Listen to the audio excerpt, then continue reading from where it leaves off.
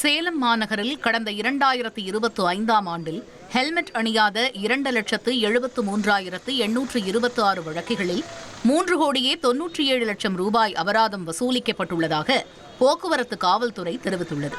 சாலை பாதுகாப்பு வார விழாவை ஒட்டி மாவட்ட ஆட்சியர் அலுவலகம் முன்பு ஹெல்மெட் அணிந்து வந்த இருசக்கர வாகன ஓட்டிகளுக்கு சான்றிதழ் மற்றும் இனிப்புகள் வழங்கப்பட்டன.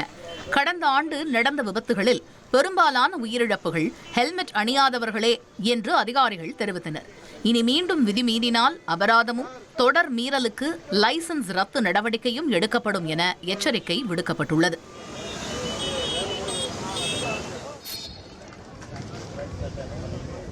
நெல்லை பாளையங்கோட்டையில் மாநில அளவிலான பள்ளி மாணவ மாணவிகளுக்கான நீச்சல் போட்டிகள் நடைபெற்று வருகிறது. இதில் தமிழகத்தின் 38 மாவட்டங்கள் மற்றும் தமிழ்நாடு விளையாட்டு மேம்பாட்டு ஆணைய அணியுடன் மொத்தம் 40 அணிகளைச் சேர்ந்த 3,800க்கும் மேற்பட்ட மாணவ மாணவிகள் பங்கேற்று திறமைகளை வெளிப்படுத்தி வருகின்றனர்.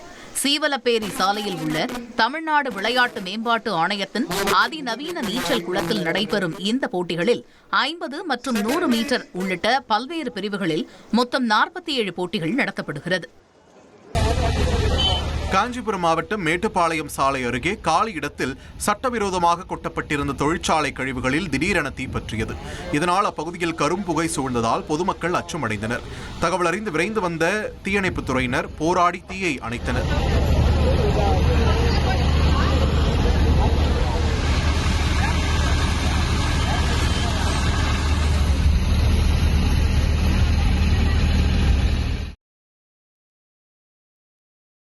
நீலகிரி மாவட்டம் கூடலூர் அருகே உள்ள முதுமலை புலிகள் காப்பகத்தில் வறட்சி நிலவும் சூழ்நிலையில் ஃப்ளேம் ஆஃப் ஃபாரஸ்ட் என்று அழைக்கப்படும் நெருப்புப்பூ மரங்கள் தற்போது அடர்த்தியாக பூத்துக் குலுங்குகின்றன.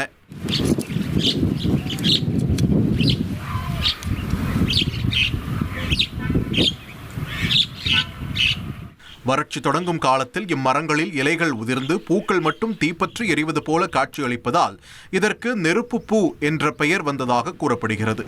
இந்த மலர்களில் உள்ள தேனை ருசிப்பதற்காக பல்வேறு வகை பறவைகள் மரங்களை நாடி வருகின்றன. இது சுற்றுலா பயணிகளை வெகுவாக கவர்ந்துள்ளது. நெல்லை மாவட்ட நீதிமன்றத்திற்கு மின்னஞ்சல் மூலம் வெடிகுண்டு மிரட்டல் விடுக்கப்பட்டது பரபரப்பை ஏற்படுத்தியது. நீதிமன்ற வளாகம் முழுவதும் நெல்லை மாநகர போலீசாரின் கட்டுப்பாட்டிற்கு கீழ் கொண்டு வரப்பட்டு மோப்பநாய் மற்றும் வெடிகுண்டு தடுப்பு பிரிவு போலீசார் தீவிர சோதனையில் ஈடுபட்டனர். மேலும் வெடிகுண்டு மிரட்டல் குறித்து போலீசார் தீவிர விசாரணை நடத்தி வருகின்றனர். திருத்துறைப்பூண்டி பகுதியில் பொதுமக்களை அச்சுறுத்தும் வகையில் இருசக்கர வாகனத்தில் சாகசம் செய்த 4 இளைஞர்களை கைது செய்த போலீசார் இருசக்கர வாகனத்தையும் பறிமுதல் செய்தனர். பிரதான சாலையில் மாணவ மாணவிகள் பள்ளி செல்லும் நேரத்தில் இளைஞர்கள் விலை உயர்ந்த இருசக்கர வாகனத்தில் சாகசம் செய்தனர். ரீல்ஸ் வீடியோ எடுத்தபடி ஆபத்தான முறையில் இருசக்கர வாகனத்தை ஓட்டிய இளைஞர்களை சிசிடிவி காட்சிகளை கொண்டு போலீசார் கண்டுபிடித்தனர்.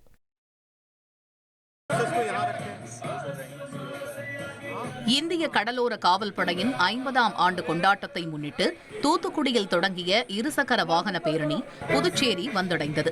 ராமேஸ்வரம், காரைக்கால் வழியாக வந்த இந்த பேரணிக்கு புதுச்சேரி கடலோர காவல்படை தலைமையகத்தில் வரவேற்பு அளிக்கப்பட்டது.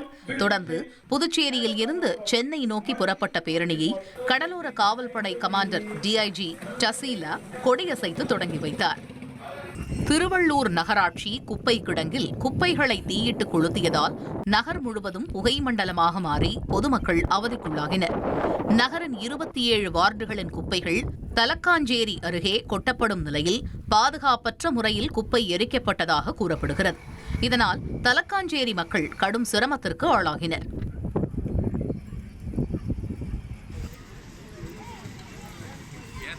திருவண்ணாமலை மாவட்டம் கலசப்பாக்கம் செய்யாற்றில் வருகின்ற 25ஆம் தேதி நடைபெறவுள்ள ரத சப்தமி தீர்த்தவாரி விழாவில் ஹீலியம் மற்றும் ஹைட்ரஜன் கேஸ் சிலிண்டர்கள் கொண்டு பலூன் விற்பனை செய்ய மாவட்ட ஆட்சியர் தடை விதித்துள்ளார்.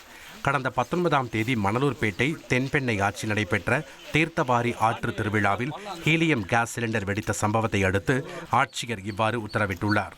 சென்னை அம்பத்தூரில் ஆபத்தான முறையில் பைக் ரேஸில் இளைஞர்கள் ஈடுபட்ட வீடியோ சமூக வலைதளத்தில் பரவி வருகிறது.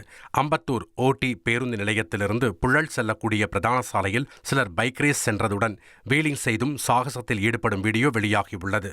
மேலும் சாகச வீடியோவை பதிவு செய்து இன்ஸ்டாகிராமில் ரீல்ஸாகவும் அவர்கள் பதிவிட்டுள்ளனர்.